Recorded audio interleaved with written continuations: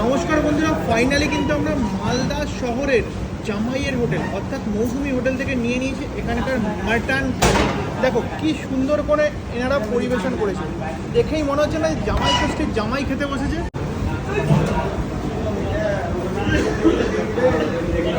কি মনে হচ্ছে তো? দেখো কত রকমের আইটেম আছে, সেগুলো আগে আমি তোমাদেরকে দেখাই। দেখো এখানে রয়েছে ডাল, এখানে রয়েছে একটা ইঁচড়ের তরকারি, এটা রয়েছে কি একটা তরকারি, এটা খেলে বুঝতে পারবো, সরি আলু চোখা। এখানে রয়েছে আলু চোখা, এখানে রয়েছে একটা মিক্স সবজি, একটা চাটনি,